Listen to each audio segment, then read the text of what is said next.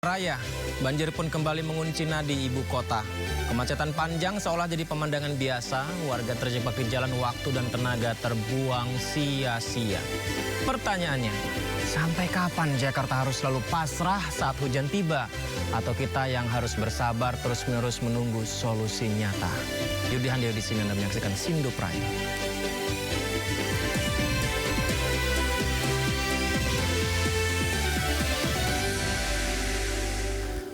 Pemirsa, hujan yang mengguyur wilayah Jakarta sejak pagi tadi membuat sejumlah ruas jalan terendam banjir, salah satunya di Jalan DI Panjaitan, Cawang, Jakarta Timur. Waduh, ini macet sekali, sementara kita lihat ada genangan ya. Sisi sebelah kirinya banjir, ini kalau tidak salah dari siang tadi terjadi, ternyata masih belum surut banjirnya. Dan lalu lintasnya padat merayap sekali, tepatnya di Jalan DI Panjaitan, Cawang, Jakarta Timur. Banjir merendam lajur kiri jalan sehingga hanya menyisakan lajur kanan yang bisa dilintasi kendaraan. Kendaraan roda 2 berdesakan berusaha menghindari banjir setinggi 70 cm dengan melintasi sisi kanan jalan. Terus ini juga ada titik perbaikan jalan juga ya, sehingga membuat alur kendaraan mengular macet parah. Ini banjir berada di ruas jalan yang menuju arah kawasan Jatinegara, pemirsa. Mobil derek disiapkan di sisi jalan untuk menderek mobil yang mogok. Jadi sudah banjir, macet, ada yang mogok, ada perbaikan jalan lagi.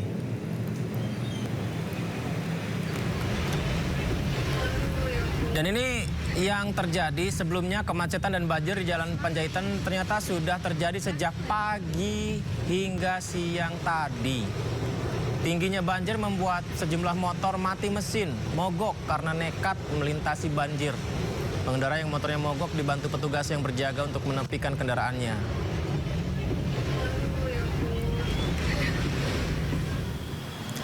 Ya, banjir membuat kemacetan panjang karena hanya lajur kanan yang bisa dilintasi kendaraan. Dari pagi tadi hingga menjelang sore hari tadi sempat dilakukan penutupan jalan lantaran air cukup tinggi dan tidak bisa dilintasi kendaraan.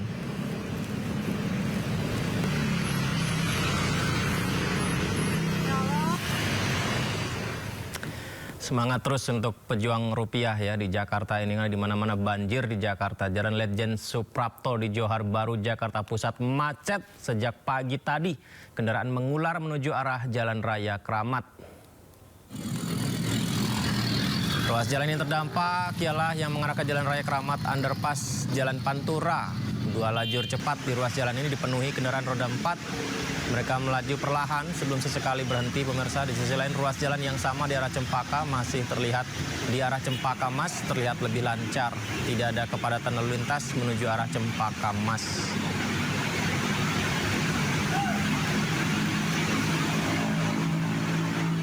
Ya, beberapa titik memang tidak macet, tapi begitu jalan lagi ternyata macet lagi. Seperti di Matraman, pemirsa. Imbas hujan deras yang melanda Jakarta pagi, siang, sore tadi membuat lalu lintas di kawasan Matraman padat merayap. Ini gambarnya dari siang menjelang sore tadi, pemirsa, macet panjang. Di Kebon Manggis 1, Matraman Raya, Jakarta Timur sejak pagi tadi ternyata lama sekali macetnya sampai menjelang malam ini. Kami dengar juga masih ada kepadatan di sana. Lalu lintas macet didominasi mobil pribadi, pengendara motor hingga angkutan umum. Tumpuk blok jadi satu di sini kita lihat, pemirsa ya. Di tengah guyuran hujan, antrian kendaraan mencapai 1 km dari arah Kampung Melayu menuju kawasan Salemba. Penumpukan kendaraan terjadi di sejumlah lampu merah juga.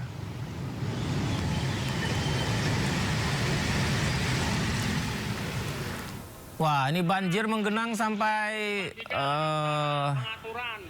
Gabung 5071. lutut kaki ya, di kaki ya tuh. Kira 40 cm.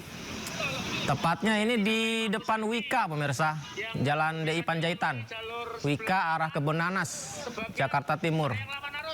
Banjirnya 50 cm sampai menutup kaki orang dewasa ya, sehingga mengganggu pengendara yang melintas. Pengendara dihimbau hati-hati, pemirsa, Anda hati-hati ya. Dan kalau ada yang banjir mencari jalur alternatif. Dari depan Wika arah utara, pengaturan gabung 5071 untuk ketinggian kira-kira 40 cm. 40 cm. Di mana-mana banjir di Jakarta ya. Diguyur hujan deras, pemirsa, sejumlah ruas jalan di Jakarta Barat juga terendam banjir. Lalu lintas tersendat, sebagian kendaraan motor mengalami mati mesin. Ruas Jalan Raya Srengseng Kembangan Jakarta Barat terendam banjir setinggi 30 hingga 40 cm. Akibat banjir, arus lalu lintas dari Srengseng menuju Kebonjeruk dan Joglo tersendat. Polisi pun diterjunkan untuk mengatur arus lalu lintas. Meski dikepung banjir, kendaraan roda 2 maupun 4 tetap menerobos genangan air. Sebagian motor yang nekat menerobos banjir alami mogok mesin. Banjir setinggi 30 cm merendam Jalan Daan Mogot Jakarta Barat di kilometer 11. Imbasnya kendaraan terpaksa memperlambat laju kendaraan saat nekat menerobos banjir. Banjir juga mengepung flyover Pesing Jakarta Barat. Kendaraan roda 2 terpaksa memperlambat laju kendaraannya.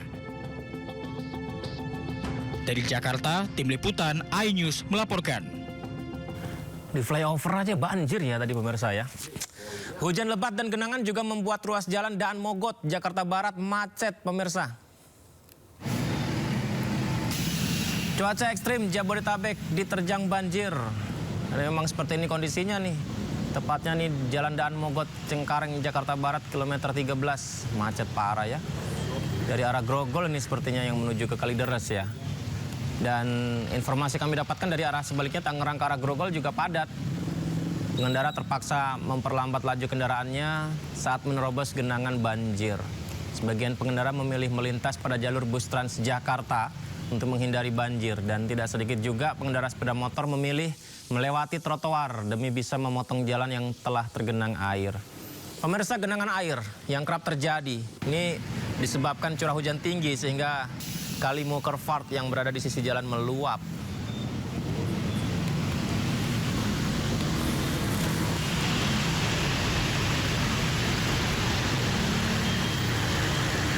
Dan situasi Jakarta seperti ini ternyata juga sudah diketahui Gubernur DKI Jakarta Pramono Anung yang informasinya berencana menerapkan kebijakan bekerja dari rumah atau work from home serta pembelajaran jarak jauh atau PJJ jika banjir parah kembali melanda Jakarta seperti hari ini. Jadi Gubernur Jakarta Pramono mengatakan pengalaman banjir akhir pekan lalu jadi evaluasi penting. Pemerintah Provinsi DKI Jakarta akan melakukan tindak lanjut apa kepada warganya. Di mana saat itu curah hujan tinggi terjadi pada hari libur panjang sehingga belum diperlukan kebijakan WFH. Namun kalau kondisi serupa terjadi lagi pada hari kerja, Pemprov DKI akan memberlakukan WFH bekerja dari rumah bagi pekerja serta menerapkan PJJ, pembelajaran jarak jauh untuk sekolah bagi para murid. Memang hari ini seperti ini kondisinya ya, apakah akan diterapkan atau tidak? Ya, semoga besok tidak banjir lagi ya. Selain menyiapkan kebijakan WFH dan PJJ, Pemprov DKI Jakarta juga melakukan upaya antisipasi banjir seperti operasi modifikasi cuaca, optimalisasi seluruh pompa air yang menjadi kunci agar genangan cepat surut. Kalau memang akan terulang kembali dan mudah-mudahan tidak ya, mudah-mudahan tidak. Karena kemarin ketika curah hujan di hari Sabtu Minggu, kebetulan kan lagi libur panjang sehingga tidak memerlukan work from home. Tetapi kalau kemudian ada indikasi seperti itu dan di hari biasa, saya akan memutuskan untuk dilakukan work from home terutama untuk anak-anak didik kita. Semoga segera surut ya banjir yang terjadi hari ini. Dan pemirsa, banjir setinggi 30 cm juga terjadi di Jalan Ceger Raya, Tangerang Selatan, Banten. Akibatnya macet terjadi dari arah Pondok Aren ke Bintaro maupun arah sebaliknya. Ini yang terjadi dari pagi sampai sore. Ini kita lihat ada motor-motor yang harus menuntun motornya karena mogok ya. NMAX mogok di situ ya. Dan banyak yang menggunakan jas hujan, ada anak sekolah juga kita lihat ini. Hujan mengguyur Tangerang Selatan membuat banjir terjadi, apalagi drainase sistem yang juga buruk. Jalan Ceger Raya ini jadi langganan banjir saat hujan. Dan jelas terjadi macet akhirnya. Bahkan tak sedikit pengendara roda 2 mogok karena nekat menerobos banjir. Untuk menghindari banjir, pengendara motor terpaksa melintasi jalur pedestrian pejalan kaki.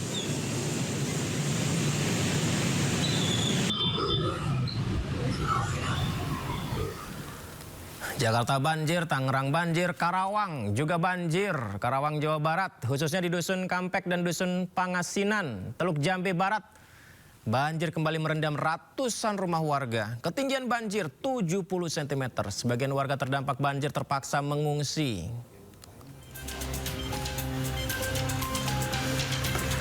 Intensitas curah hujan yang tinggi terus mengguyur wilayah terdampak banjir di Kecamatan Teluk Jambe Barat, Karawang, Jawa Barat. Akibatnya ratusan rumah warga kembali terendam banjir. Ketinggian air di Dusun Kampek dan Dusun Pengasinan yang semula berada di angka 60 cm kini meningkat menjadi 70 cm.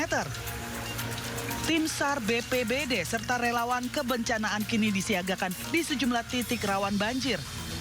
Petugas bersiaga untuk mengantisipasi kemungkinan warga yang sebelumnya sudah kembali ke rumah terpaksa kembali mengungsi akibat air yang terus meningkat.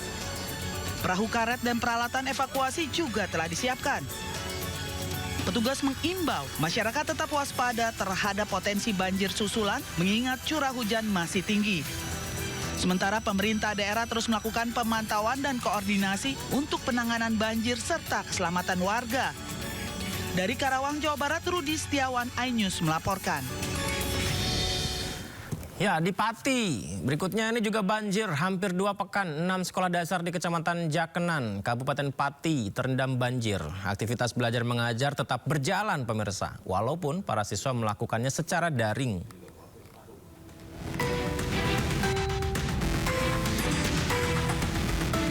Beginilah kondisi SD Negeri Karangrowo, Kecamatan Jakenan, Kabupaten Pati, Jawa Tengah yang terendam banjir selama hampir 2 pekan. Sekolah terendam banjir dengan ketinggian air lebih dari 80 cm. Banjir terjadi akibat luapan Sungai Juwana. Pihak sekolah terpaksa menumpuk meja serta menata buku arsip dan rapor siswa agar tidak terendam banjir. Para guru mengganti metode pembelajaran menjadi daring atau dari rumah. Belajar di rumah ya, pembelajaran daring itu sudah mulai hari Rabu kemarin, tanggal 13. Dan kami upayakan pembelajaran yang anak-anak memungkinkan untuk bisa dilaksanakan dengan mudah dan tidak memberatkan anak-anak. Tak hanya SD Negeri Karangrowo, terdapat 5 SD lain di Jakenan yang sampai saat ini masih terendam banjir. Dari Pati, Jawa Tengah, Vindi Agil, iNews melaporkan. Pemirsa, sepekan sudah banjir di Pekalongan ternyata juga belum surut sampai sekarang. Pemerintah Kota Pekalongan memfokuskan pemaksimalan pompa air dan penanganan lebih dari 2.000 pengungsi.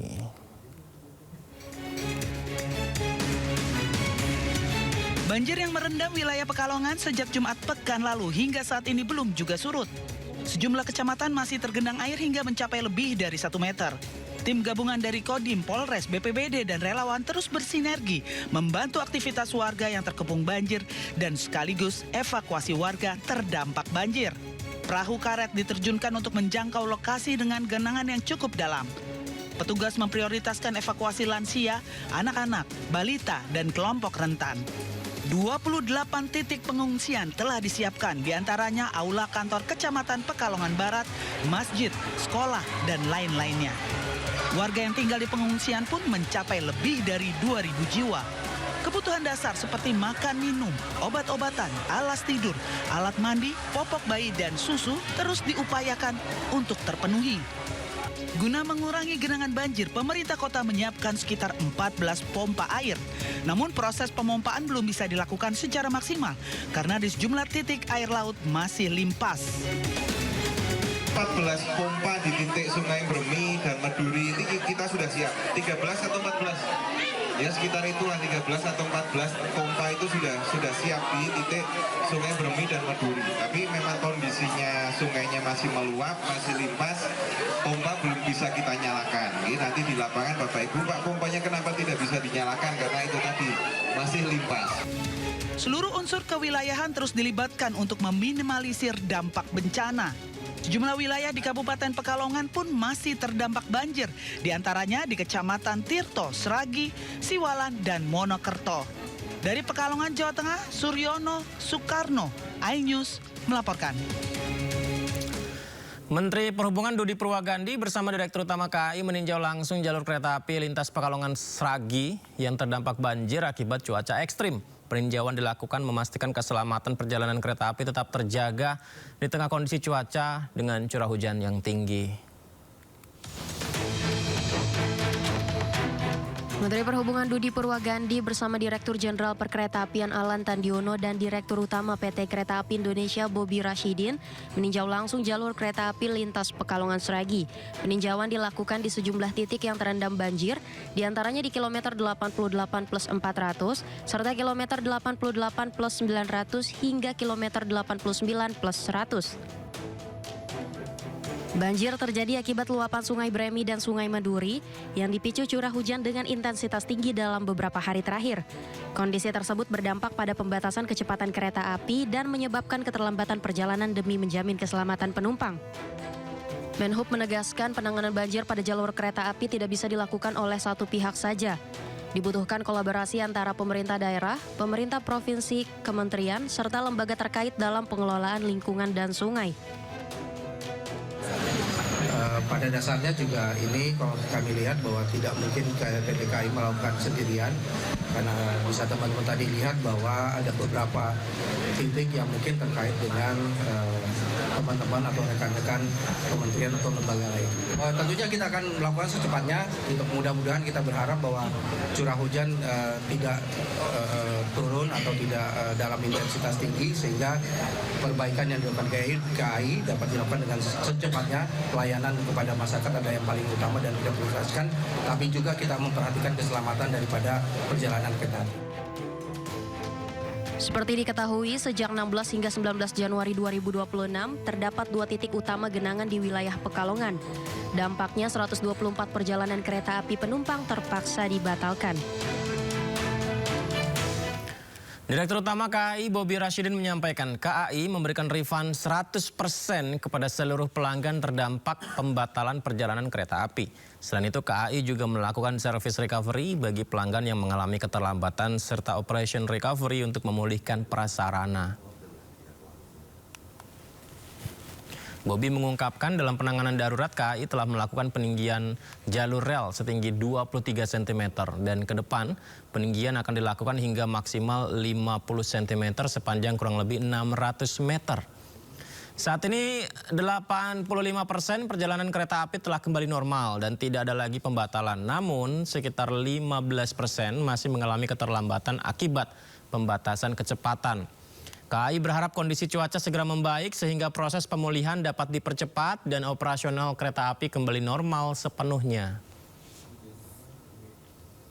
Jadi kita melakukan full refund 100%.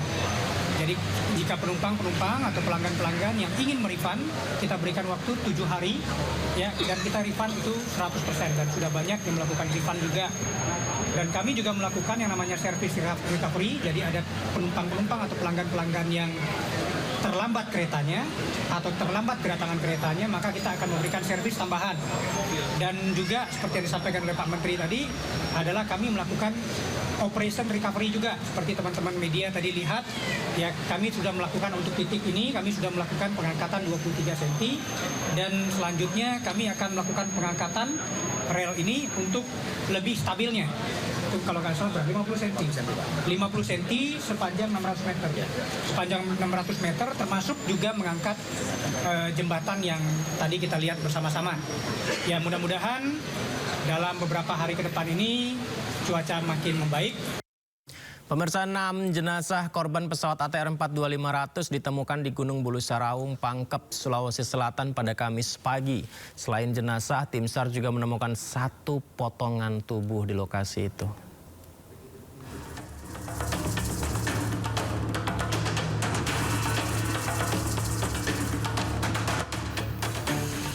Operasi pencarian korban jatuhnya pesawat ATR 42500 di Gunung Bulu Saraung, Kabupaten Pangkep, Sulawesi Selatan memasuki hari ke-6 pada Kamis 22 Januari 2026.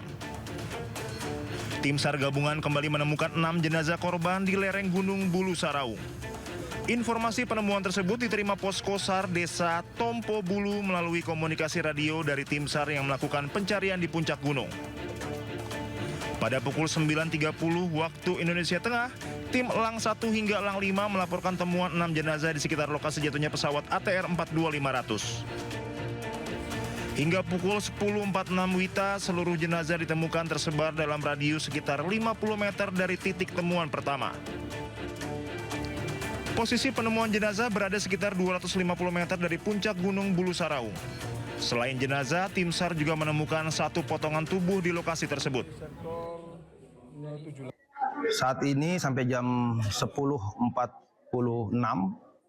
ada 6 mayat atau 6 jenazah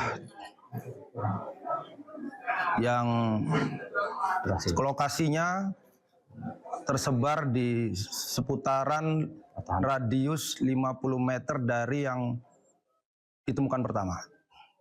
Dan posisi dari puncak kurang lebih 250 meter dari puncak. 6 jenazah yang ditemukan dievakuasi menggunakan teknik gathering rescue. Proses tersebut akan dilakukan oleh tim vertical rescue Basarnas yang telah bersiaga di puncak gunung. Seluruh jenazah akan diangkat terlebih dahulu menuju puncak Gunung Bulu Saraung. Selanjutnya, jenazah dievakuasi ke posko SAR Tompo Bulu sebelum dibawa ke Rumah Sakit Bayangkara, Makassar. Kondisi medan yang terjal dan curam membuat proses evakuasi menjadi sangat menantang. Tim SAR gabungan masih terus melakukan penyisiran di sisi lain lokasi jatuhnya pesawat sambil menunggu perkembangan temuan berikutnya. Dari Kabupaten Pangkep, Sulawesi Selatan, Udin Syahrudin Anyus melaporkan. Ya, tim SAR gabungan mengerahkan tim khusus untuk menjangkau dan mengevakuasi korban pesawat ATR 42500. Tim khusus dikerahkan karena medan ekstrim dan tebing terjal yang menjadi tantangan penyelamatan.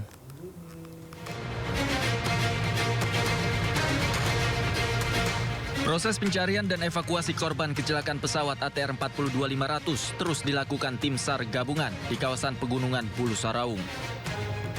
Tim khusus yang terdiri dari anggota Basarnas, TNI Polri dan relawan dikerahkan untuk melakukan pencarian dengan teknik vertical rescue.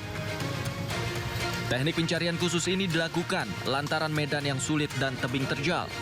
Bahkan untuk turun ke dalam jurang dibutuhkan tali hingga kedalaman 400 meter.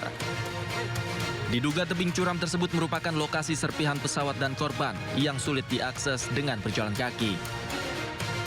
Selain medan ekstrim, petugas juga dihadapkan pada faktor cuaca seperti hujan lebat dan kabut tebal. Tak jarang, hal itu membatasi jarak pandang dan memperlambat proses evakuasi. Pencarian dilakukan di area seluas 2 x 3 km per sektor di tebing yang curam. Dan medan yang menjadi sasaran utama kita ini, itu medan yang bisa dikatakan medan sangat berat, yang membutuhkan tali rafling sepanjang sampai dengan 300-400 meter, ada yang 50, ada yang... Hingga tim-tim ini sudah dibekalin tali perorangan webbing set, kemudian tim vertical rescue-nya sudah standby di titik-titik turunan terjal untuk supaya prajurit kita ini bisa mencapai titik terjauh. Area itu menjadi fokus pencarian berdasarkan data dan informasi yang diolah oleh tim gabungan. Sementara itu, operasi pencarian hingga saat ini terus dilakukan untuk mengevakuasi seluruh korban serta serpihan pesawat di Gunung Bulu Saraung, Kabupaten Pangkep, Sulawesi Selatan. Dari Kabupaten Pangkep, Sulawesi Selatan, Udin Syahrudin, iNews melaporkan. Pemirsa, jenazah Florencia Lolita Wibisono, pramugari pesawat ATR 42500 yang jatuh di Gunung Bulu Saraung, Kabupaten Pangkep, Sulawesi Selatan, disemayamkan di Rumah Duka Heaven, Pluit, Jakarta Utara. Rencananya Kamis malam jenazah Florencia akan dibawa oleh keluarga ke Manado untuk dimakamkan.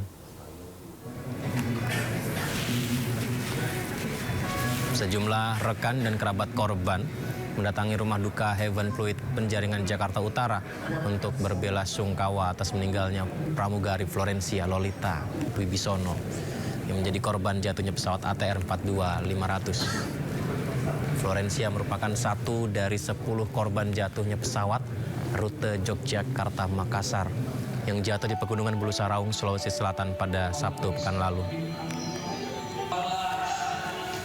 Ya, rasa haru dan duka orang tua serta kerabat korban tidak terbendung saat melihat jenazah korban disemayamkan. Keluarga mengaku sangat kehilangan sosok yang ceria dan baik.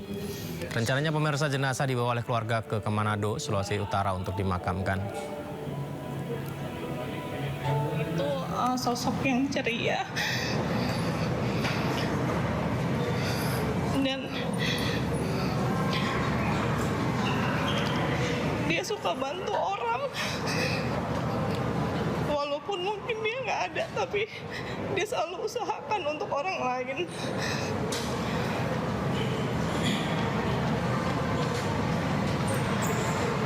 Walaupun sampai dia nggak ada, saya masih nggak percaya. Tapi belajar untuk terima, ikhlas.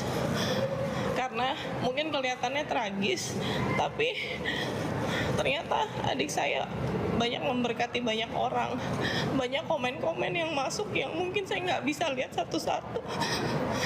Cuma sekilas-sekilas, tapi semua orang bilang dia adalah sosok yang baik. Dan mungkin dia baru pindah 3 bulan belakangan di Indonesia Air Transport, tapi hampir setiap hari dia hubungin saya, dia cerita gimana dia happy-nya di sana, ketemu banyak orang-orang baik, dan aku lihat memang perubahannya itu sangat signifikan gitu. Dan aku yakin adikku pergi dengan senang gitu, dengan happy. Jadi yang keluarga mau ingat adalah adik yang cantik, adik yang baik hati, adik yang ceria. Jadi keluarga hanya ingin mengingat itu aja. Jenazah Deden Maulana, korban jatuhnya pesawat ATR 42500, tiba di Jakarta usai diterbangkan dari Makassar, Sulawesi Selatan. Jenazah kemudian disemayamkan di Gedung Politeknik AUP Pasar Minggu, Jakarta Selatan sebelum diberangkatkan ke Garut, Jawa Barat untuk dimakamkan.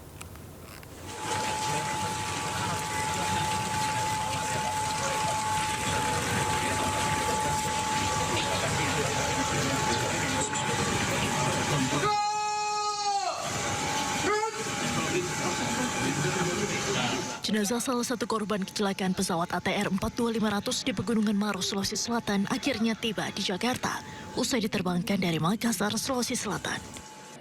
Jenazah Deden Maulana yang merupakan pegawai Kementerian Kelautan dan Perikanan langsung dibawa ke Gedung Politeknik Ahli Usaha Perikanan di kawasan Pasar Minggu, Jakarta Selatan. Hal ini dilakukan agar teman-teman korban bisa memberikan penghormatan terhadap almarhum sebelum nantinya diserahkan ke pihak keluarga. Usai disemayamkan, rencananya jenazah Deden Maulana akan dibawa ke Garut, Jawa Barat oleh keluarga untuk dimakamkan.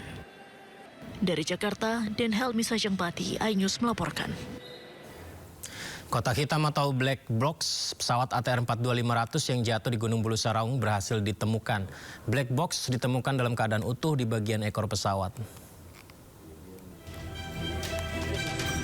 Media Pak, nggak ada di belakang Pak. Tim SAR gabungan berhasil menemukan black box pesawat ATR 42500 yang ditemukan di Desa Tompo Bolu, Pangkep, Sulawesi Selatan. Kotak hitam ditemukan oleh tim khusus pada Rabu siang pukul 11 waktu Indonesia Tengah. Kotak hitam ditemukan terdiri dari 2 bagian penting, yaitu flight data recorder dan cockpit voice recorder, yang selama ini menjadi fokus utama pencarian karena berisi rekaman data penerbangan dan percakapan di kokpit. Tim yang menemukan yang menurut saya ini seperti black box itu, dimaksud black box, gitu ya. Pastikan. Nah, ini black box itu yang menemukan adalah tim 700 gabungan dengan Basarnas dan Vertical Rescue dari Tonasa. Ini bukan semata kerja mereka, ini karena dorongan dari kerja seluruh tim yang hari ini kita tahu kita mengeluarkan 2 kali lipat, yaitu 16 tim. Yang 8 tim pada bermalam kita dorong lagi pagi 8 tim lagi. Mudah-mudahan kita mendapatkan kabar baik untuk bisa mendapatkan korban mungkin. Karena itu tujuan kita selanjutnya setelah black box ini kita temukan. Kita tetap akan berjuang untuk melanjutkan pencarian sampai dengan ada perintah dari komando atas. Demikian. Black box ditemukan dalam keadaan utuh di ekor pesawat yang ada di dalam tebing sedalam 131 meter dari puncak Gunung Bulu Saraung. Saat ini kotak hitam telah dievakuasi dari lokasi penemuan untuk diserahkan kepada KNKT. Dari Kabupaten Pangkep, Sulawesi Selatan, Udin Syahrudin, iNews melaporkan.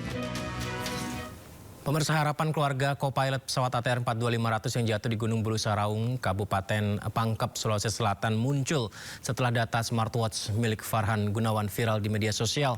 Namun tim SAR dan Basarnas menyebut data itu tidak bisa dijadikan dasar operasian pencarian. Setelah kejadian jatuhnya pesawat ATR 42500 di kawasan Gunung Bulu Saraung, Kabupaten Pangkep, Sulawesi Selatan, keluarga co-pilot mengungkapkan smartwatch milik Farhan masih terpantau aktif dan menunjukkan adanya pergerakan langkah kaki. Data pergerakan ini terpantau dari ponsel Farhan yang terhubung dengan smartwatch milik Farhan. Menanggapi hal ini, Kepala Basarnas Marsikal Madya Muhammad Syafi'i menegaskan jika data pergerakan langkah kaki yang terdeteksi pada smartwatch co-pilot bukanlah data real time atau aktivitas setelah kecelakaan pesawat ATR 42500, melainkan rekaman aktivitas beberapa bulan lalu saat korban berada di Yogyakarta.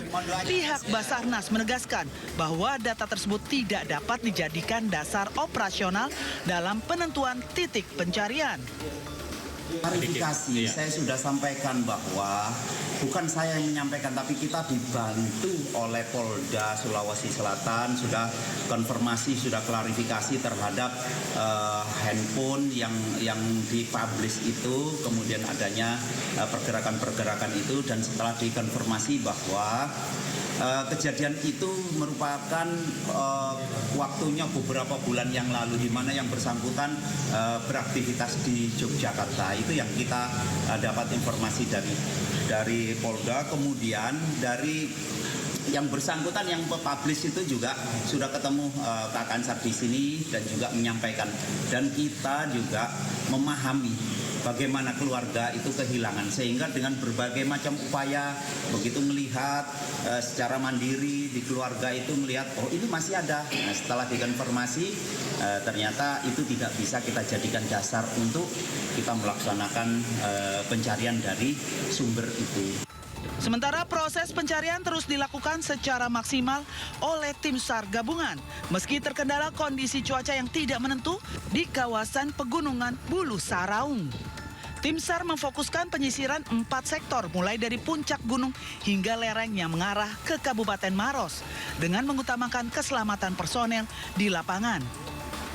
Dari Makassar, Sulawesi Selatan, Wahyu Ruslan, iNews melaporkan.